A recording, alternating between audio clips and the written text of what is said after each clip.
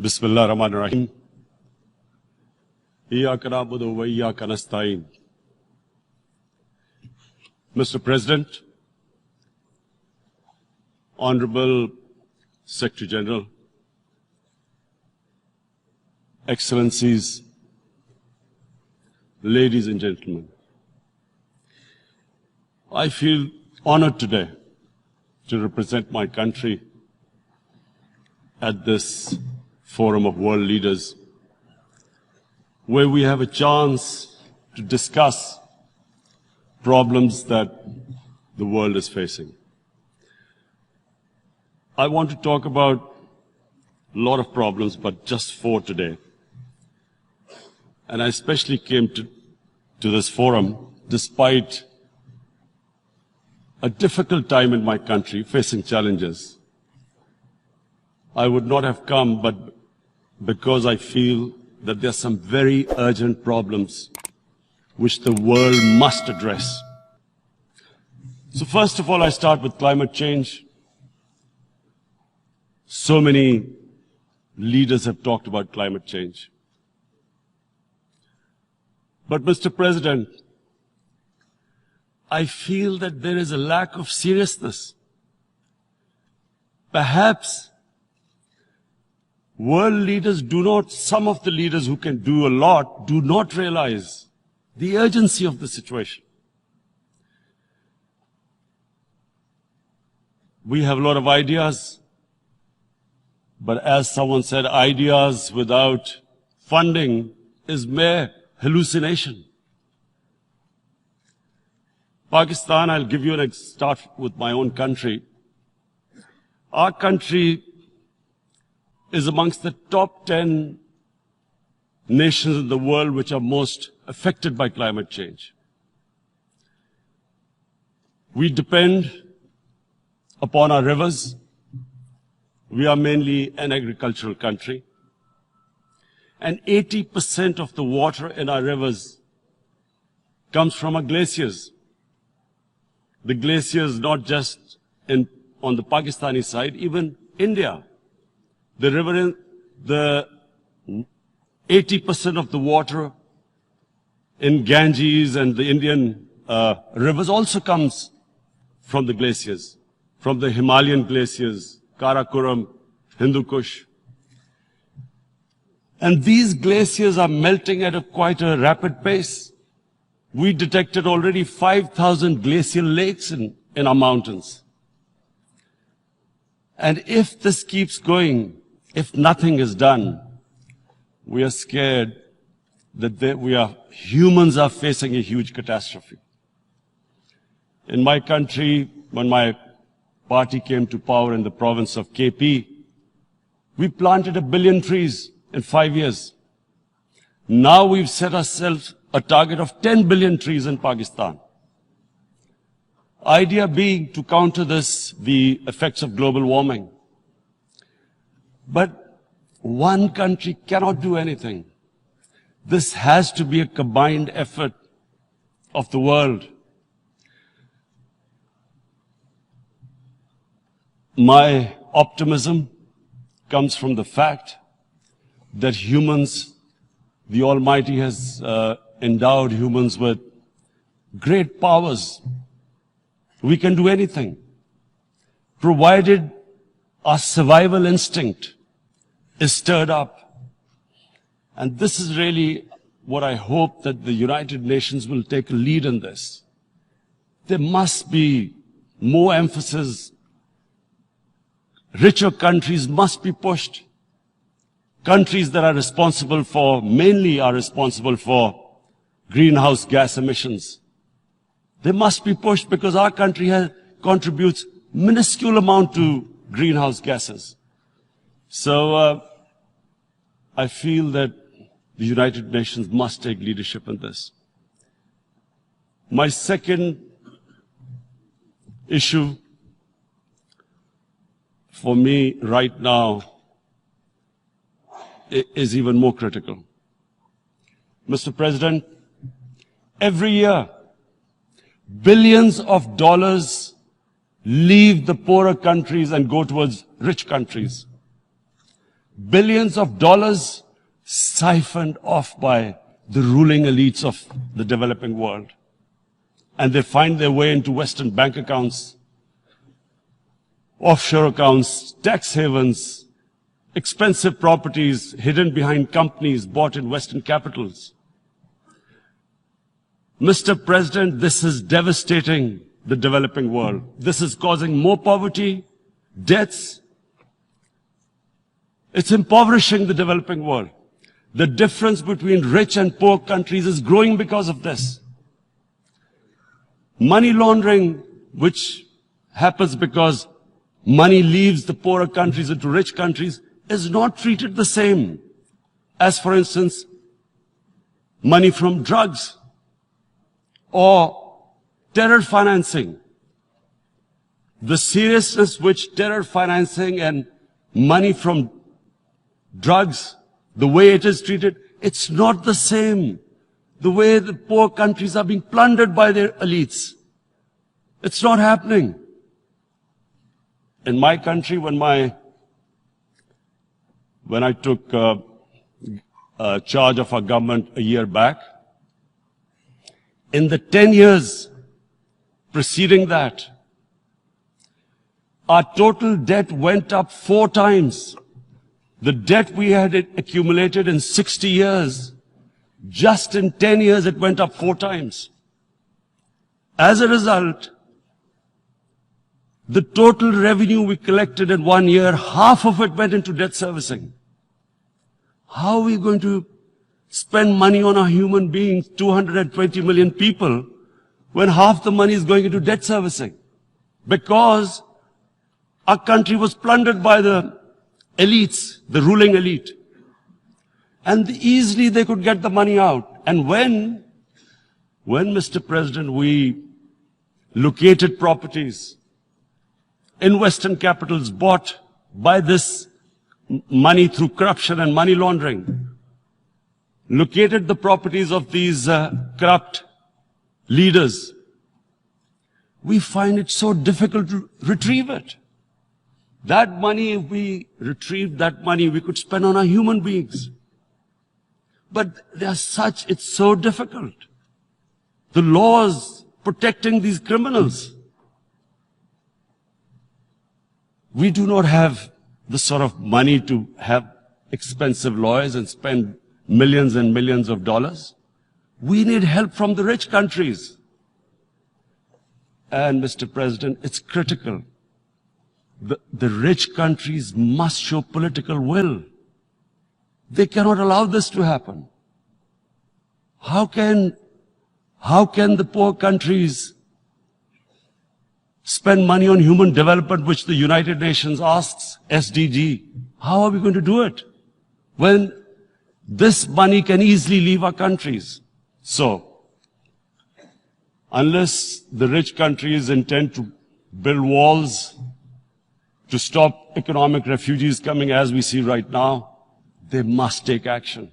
They must take action now. It must be a deterrent. Corrupt ruling elites should not be able to take money out easily and park it into foreign bank accounts and into these properties abroad. And I never understand why. Why do we have these tax havens? Why is this allowed? Why shouldn't rich people pay taxes? Why is it legal to have these tax havens where you have these secret accounts? Because, world is changing. The population of the world is growing. Sooner or later, you're going to have a crisis. If the poor get poorer and the rich get richer, there is going to be a crisis sooner or later. So this is my second point. I hope that the United Nations takes a lead in this. It involves the IMF, the World Bank, Asian Development Bank. They must find a way of stopping this plunder of the developing world. My third point is Islamophobia. There are 1.3 billion Muslims in this world. There are millions of Muslims living in other countries, European countries, in the US, as minorities. Islamophobia since 9/11 has grown at a pace where it is alarming. Human communities live together. There should be understanding amongst them. But Islamophobia is creating a division. Muslim women wearing hijab, it's become an issue. It's become an issue in some countries. Hijab is some sort of a weapon. A woman can take off her clothes in countries, but she can't put on more clothes. How is this happening? Because of Islamophobia. And how did this Islamophobia start? After 9/11. And why did it start? Because certain Western leaders equated terrorism with Islam. Islamic terrorism. Radical Islam. What is radical Islam? There is only one Islam. And that is the Islam we follow of Prophet Muhammad sallallahu alaihi wasallam. There is no other Islam. Radical Islam, Islamic terrorism, what message did they send to people in the West? And why is there Islamophobia? How is a person in New York, in the Midwest, in the US, in European capital, how is he going to distinguish between who is a moderate Muslim and who's a radical Muslim? Because terrorism has nothing to do with any religion. This Islamic terrorism, Islamic radicalism, and sadly used by leaders, this has been the main reason for this Islamophobia. And it has caused pain among Muslims. We in Muslim countries watch this Islamophobia traveling abroad, and it's getting worse. And may I just say, Mr. President, that in European countries, it is marginalizing Muslim communities. And we all know that marginalization leads to radicalization. Some of the people who ended up as militants in Syria and other places were from marginalized Muslim communities. And my point here is that we must address this issue. I'm sad to say that we Muslim leaders have not addressed this issue either. After 9/11, when this thing came about war against radical Islam, rather than Muslim leaders trying to explain to the West that there is no such thing as radical Islam, in all human communities, they are radicals. They're liberals and rest are moderate. All human communities, Christians, Jews, everyone has it. But Islam is not radical, neither Judaism, neither Christianity, neither Hinduism. No religion preaches radicalism. The basis of all religion is compassion and justice, which differentiates us from the animal kingdom. But unfortunately, the Muslim leadership was so scared of being called radical Islam that all of them became moderates. In Pakistan, we were in the eye of the storm, and our government coined a phrase called enlightened moderation. No one knows what it meant. But everyone started putting on Western suits that they were moderates. Started speaking, even those who didn't know English would speak English because they were moderates. No one had a clue what it was. Because we, in the Muslim world, did not explain to the West that there is no such thing as radical Islam. One of the reasons why, after 9/11, Islam was supposed to be equated with terrorism was suicide attacks. Because the 9/11 bombers did a suicide attack, all sorts of theories came up that the Muslims are involved in suicide attacks because they will get virgin in heavens. Some came up with, what about women? Suicide attackers. So this bizarre thing happened. No one explained. Suicide attacks and Islam were equated.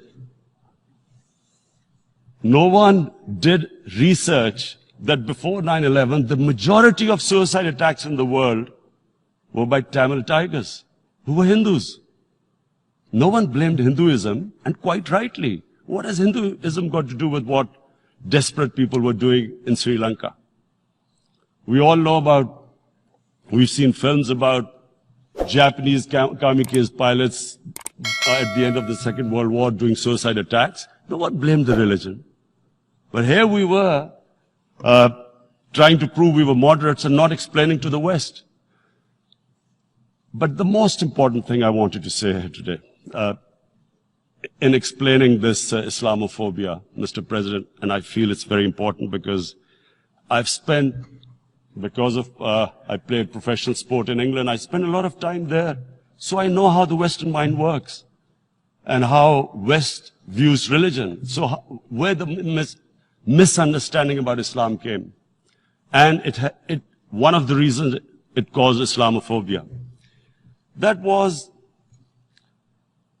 in 1989, this book was published, maligning, insulting, ridiculing our Prophet Muhammad sallallahu alaihi wasallam. And there was a reaction in the Muslim world. The West couldn't understand what was the problem. Because in the West, because I have spent so much time in the West, religion is perceived completely differently. They don't look upon religion like we do. And so, Islam was supposed to be an intolerant religion. It was against freedom of expression. And Islam took a real beating 30 years ago. I still remember it became a watershed. And every 2 or 3 years, someone would malign our Prophet, peace be upon him. There would be a reaction by the Muslims. And again, it was Islam, an intolerant religion. Again, this time,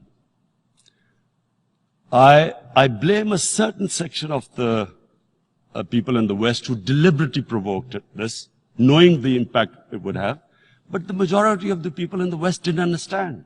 This is where, again, Muslim leadership let the Muslims down. We should have explained to them what our Prophet, peace be upon him, means to us. So in 1 minute, I'll try and explain what he means to us. Our Prophet was the witness to the divine book, the Holy Quran. The Holy Quran is the book of guidance for Muslims, and the Prophet's life was living the Quran. He was an example of what the Quran guided us to be. So, he is the ideal we all try to get to. The Prophet created the state of Medina, the first state in Islam. That state was the basis of a Muslim civilization which became the predominant civilization for the next 700 years. And what was that state? I hear such strange things about Islam, that it is against women, it's against minorities. The first state of Islam in Medina, it was the first time a welfare state was set up. The state took responsibility of the weak, widows, orphans, poor people, handicapped. It taxed the rich, spent the money on the poor. The state announced that all human beings are children of Adam, hence equal, whatever the color of their skin. The state announced, the Prophet announced that, and slavery, the whole system depended on slavery as it did for many years in the Western societies. The Prophet said that one of the greatest deeds is to free a slave. But because the society depended on slavery, he said, but if you have to treat them as an equal member of the family. And as a result, something happened in a Muslim world which hasn't happened in any other civilization. Slave dynasties appeared. Slaves became kings. The Mamluks, slaves who ruled Egypt. In India, there were slave dynasties. And then, with minorities, again, you hear that Islam is supposed to be against minorities. Let me just make this clear. In Islam, the Prophet announced that everyone was free to practice his religion. It was a sacred duty to protect the places of worship of all religions. He announced that every person is equal in front of law, whatever his religion or his color. And this incredible case, and I always quote this, that the fourth Khalifa, the head of state of Medina, he lost a court case against a Jewish citizen. So, number one, it showed there was a rule of law. No one was above law. And number two, that a Jewish citizen was an equal citizen. So, Mr. President, when a Muslim society is unjust to its minorities, it is going against the religion of Islam and our Prophet, peace be upon him. So, it is important to understand this. The Prophet lives in our hearts. When he's ridiculed, when he's insulted, it hurts. As we human beings understand one thing, the pain of the heart is far, far, far more hurtful than physical pain. And that's why the Muslims react. And I always thought that if I ever had this stage, I would try and explain this to the world community, especially to the Western community, because having lived in the Western community, people didn't understand this. When I first went as a teenager to England, there was a comedy film on Jesus Christ. It's unthinkable in Muslim societies. So we need to explain that, look, in a human community, we must be sensitive to what causes pain to other human beings. We have, in the Western society, and quite rightly, the Holocaust is treated with sensitivity because it gives the Jewish community pain. That's all we ask. That do not use freedom of speech to cause us pain by insulting our Holy Prophet. That's all we want. And now, the number fourth point, Mr. President, and this is the most critical point, is the reason why I especially came here. It is about what is happening in Kashmir. Before I go on this, I want to make one thing clear. That when we came to power, my first priority was that Pakistan would be a country which will try its best to bring peace. We had been through this war on terror. We joined the United States war on terror after 2001. And Pakistan went through one of its worst periods where 70,000 Pakistanis died and over 150 billion was lost to our economy. And Mr. President, I opposed the war because in the 80s, Pakistan had joined the Western countries in what was the freedom struggle then in Afghanistan against the Soviets. And it was funded by the Western countries. These Mujahideen groups, which were treated in guerrilla warfare, were trained by Pakistan Army, funded by the Western countries, and especially US, and they waged what was a freedom struggle in Afghanistan. The Soviets called them terrorists. We called them freedom fighters. 1989, the Soviets retreated. The Americans packed up and left. Pakistan was left with these groups. Come 9/11, Pakistan joined the United States in this war on terror.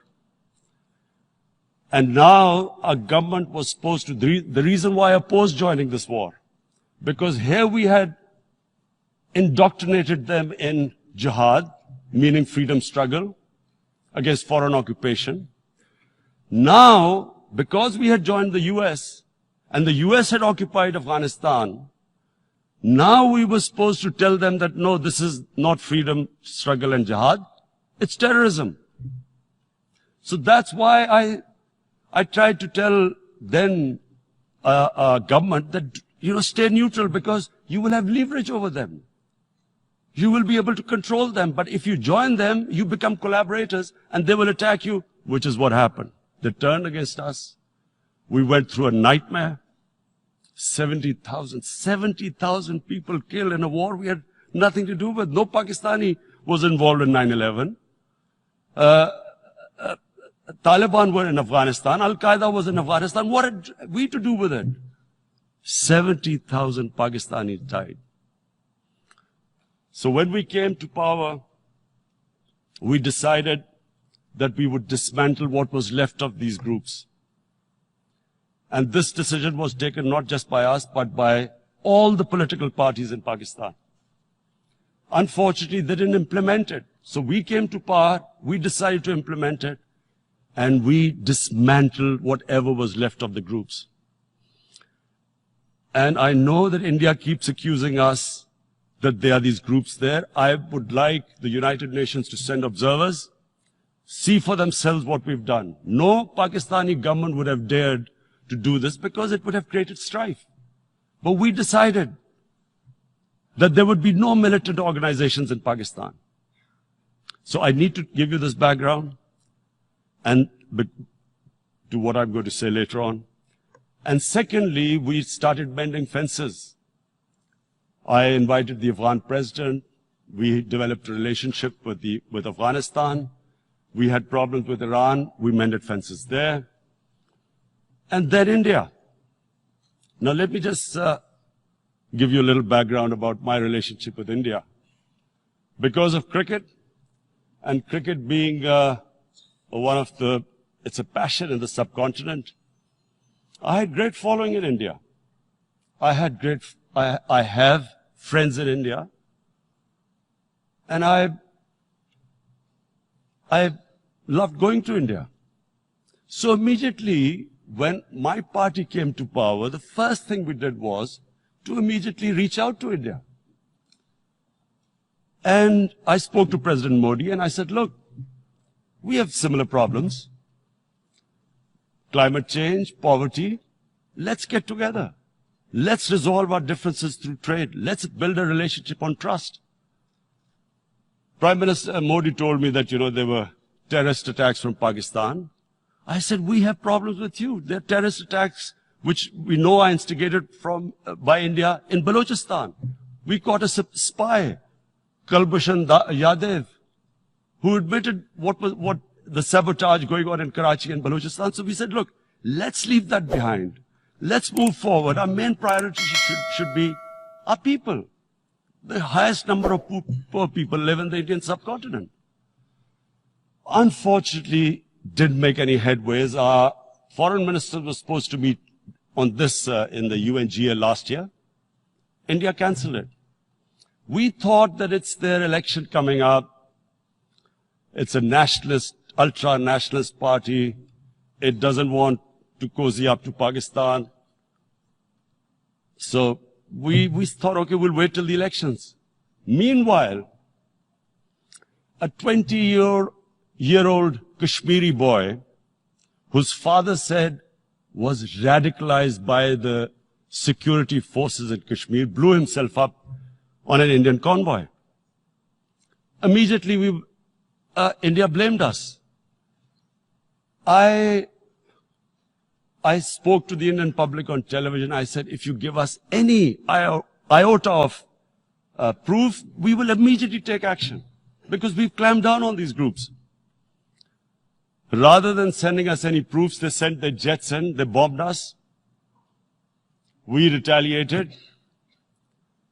A jet, 2 of their planes were shot down, 1 pilot bailed out in Pakistan. We immediately returned the pilot, saying that, look, we do not want any escalation. Rather than taking that as a peace gesture, the entire campaign, almost the entire campaign of Mr. Modi in the election was how he had taught Pakistan a lesson that their jets had killed 350 terrorists. Complete lie. They had just killed about 10 trees of ours, which was quite painful given that, we are growing all these trees. He then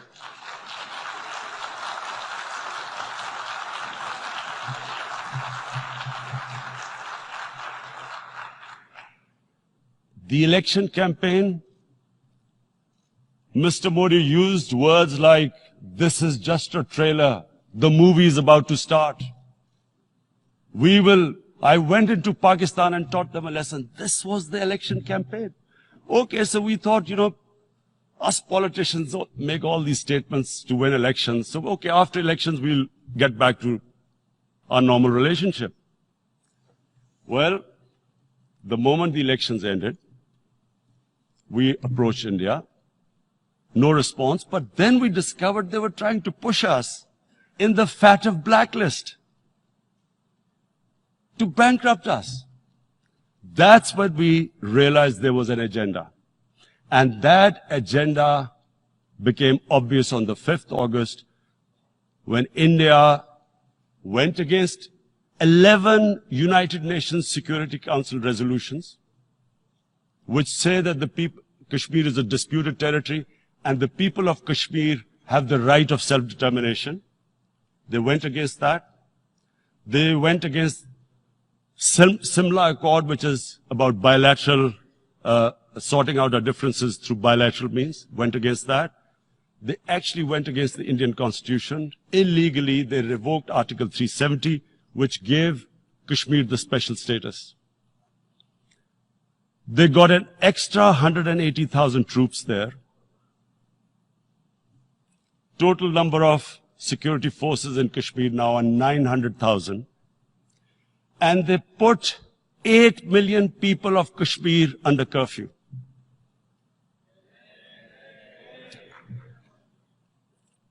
Mr. President, now I just briefly want to make the people understand, how can anyone do something like this? And for that, I have to explain to you what is RSS. RSS, Mr. Narendra Modi is a life member of RSS. RSS was an organization that was inspired by Adolf Hitler and Mussolini, came about in 1925. They believed in racial purity, racial superiority. They also believed they were an Aryan race like the Nazi believed they were an Aryan race. All that I'm saying can be verified. This is the time of information revolution. You can Google all this, what I'm saying. But it is very important for me to explain this to you so you know what is happening in India. This RSS believed in the ethnic cleansing of Muslims from India. At one point, there was racial superiority of the Hindu race. Secondly, it was hatred for the Muslims and for the Christians, because they believed that this golden age of Hindu civilization was stopped because of Muslim rule centuries back and then the British rule of India. So it was racial superiority and hatred for Muslims and Christians. This is openly stated. You look at the founding fathers of RSS, Golwalkar and Savarkar. Just Google them and you'll find out. And this ideology of hate is what murdered the great Mahatma Gandhi in 1948.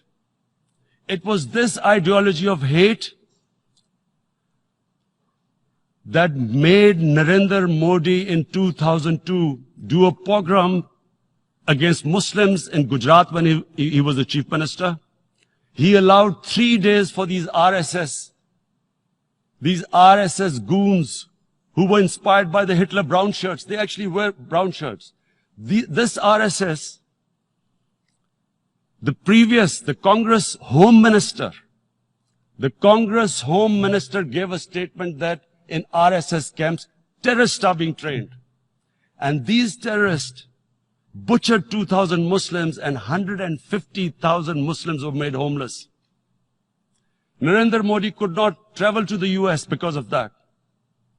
And I need to make you understand this background before I explain to you that what sort of a mindset would lay siege to 8 million people with 900,000 troops.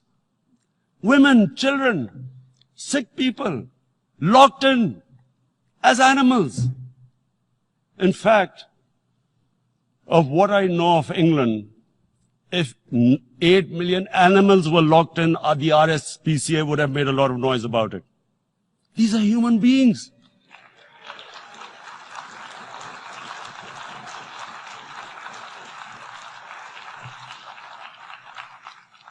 And Mr. President, what comes with racial superiority, these illusions of Aryan superior race, is arrogance. The two go together. And it's arrogance that makes people make mistakes and do stupid things. Cruel things like what Narendra Modi has done. It's sheer arrogance. And it's arrogance that has blinded him from the fact that what is going to happen when the curfew is lifted. Has he thought about it? This hasn't been thought through. What is he going to do when he lifts the curfew? Does he think that people of Kashmir will quietly accept the status quo because India has changed the constitution and taken away the special status? They'll accept that? Mr. President, 100,000 Kashmiris have died in the past 30 years because they were denied the right given by the United Nations, the right for self-determination. 100,000 have died and 11,000 women have been raped. There are 2 United Nations human rights reports on this. The world hasn't done anything because India is a huge market, 1.2 billion people. Sadly, the material prevails over the human. But this has serious consequences. Again, I repeat, that's why I'm here. Look, what is going to happen when the curfew is lifted will be a bloodbath. The people will come out. There are 900,000 troops there. They haven't come to, as Narendra Modi says, he's done this for prosperity of Kashmir. This is supposed to be for the development. These 900,000 troops, what are they going to do when they come out? There'll be a bloodbath. Has he thought it through what happens then? Mr. President, has anyone thought that what happens when there is a bloodbath? What do you think the impact will have on people of Kashmir? What do you think they will think? The way they have been boxed in their houses, treated like worse than animals, no rights. Thousands of all the political leadership has been arrested, taken out of Kashmir. Even those Kashmiri leaders who were pro-India have been taken out. 13,000 boys have been picked up and taken to God knows which destinations. So what do they think? What will the people of Kashmir do when they lift the curfew? They will be out in the streets. And what will these soldiers do? They will shoot them. They've already used pellet guns, blinded young boys. In the last 6 years, the 5 years, the oppression that has gone on in Kashmir. And so, Kashmiris will be further radicalized. Mr. President, there will be another Pulwama. And guess what? India will blame us. They're already blaming us. They're saying all this is happening because of Pakistan. One of their defense ministers said, there are 500 terrorists lined up on the border to go in. Why would Pakistan send 500 terrorists when there are 900,000 troops? What impact are they going to make? What will they do? And don't we know that the moment there is some terrorist attack, all that will happen is there will be further cruelty and oppression of the people of Kashmir. We will just give the 900,000 troops to further crush the people of Kashmir. And then we'll give the Indian government an excuse that, look, Pakistan is a terrorist state, and this mantra that has gone on, Islamic terrorism. The moment you use this catchword, Islamic terrorism, the whole world turns away. No one talks about human rights. You can do whatever you want, which is what has happened in Kashmir, because they keep using this word, Islamic terrorism. And this is what they're doing right now. What do we benefit from further increasing the cruelty on the people of Kashmir? And why would we want this? But there is no other narrative left for India. As when they lift the curfew, whatever happens, Pakistan will be blamed, and there is always a danger of another Pulwama. They might come and bomb us again, and then another cycle might start. And what does Narendra Modi think? That 180 million Muslims of India are thinking right now. Aren't they watching these Kashmiris stuck inside for 55 days they've been stuck in? Aren't they watching? What do you think? Don't you think that the Muslims will be radicalized in India? And I'm talking about 180 million people. And when they get radicalized, there will be some incident in India somewhere down the line. Again, we will be blamed. And I'm warning you right now, again we will be blamed. And Mr. President, what about 1.3 billion Muslims who are watching this? And they know that it is only happening in Kashmir because they're Kashmiri Muslims. This is not happening to Kashmiri Hindus. They know that this is happening because of their religion. So what do you think they will be thinking? What do you think the Jewish community would think if they were, forget 8,000 Jews stuck like this? What do you think Europeans would think? What do we think? I mean, any human community, if their members are stuck like that, what do you think they will think? Are we a children of a lesser God? Is it not going to cause us pain? And then I'll tell you what will happen. People will, in the 1.3 billion Muslims, someone will pick up arms. I know we've been brought up with films, Western films. This good, decent guy doesn't get justice. He decides to pick up a gun and start seeking justice. There was a film made in New York, famous film called Death Wish. This guy gets mugged by and his family, his wife gets killed or something. He can't get justice. He picks up a gun and he goes around shooting muggers. And the whole cinema cheers him on. So what do you think the Muslims are thinking right now? If there is a bloodbath, there will be Muslims becoming radicals, not because of Islam, but because of what they will see that there's no justice when it comes to Muslims. There were Rohingya Muslims, Myanmar, who are, God knows, almost 1 million people out, ethnic cleansing. What was the response of the world community? So what do you think will be the response of 1.3 billion Muslims? I picture myself. I'm in Kashmir. I've been locked up for 55 days. I've heard about, and there are rapes, Indian Army going into homes, soldiers. Would I want to live this humiliation? Would I want to live like that? I would pick up a gun. You're forcing people. You are forcing people into radicalization. When people lose the will to live, what is there to live for? And this is what, if you can do this to human beings, you are actually radicalizing people.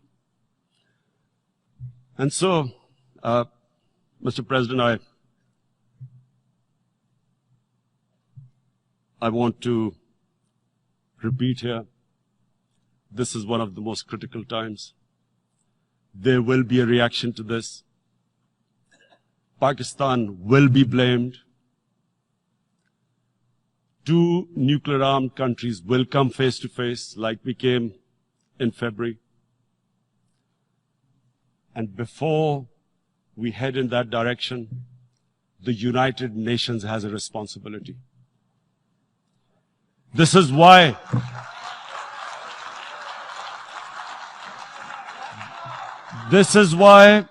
the United Nations came into being in 1945.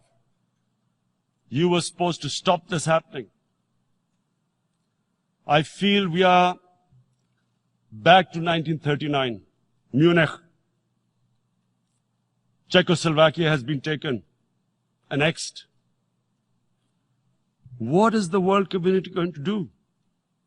Is it going to appease a market of 1.2 billion, or is it going to stand up for justice and humanity?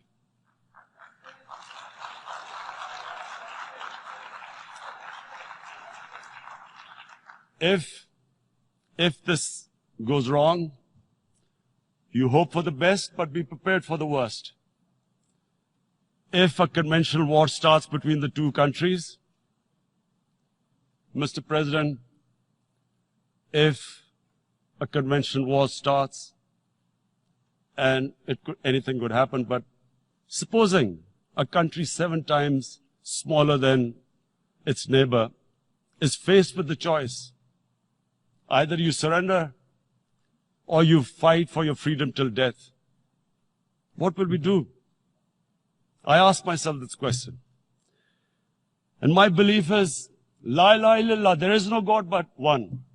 And we will fight. And when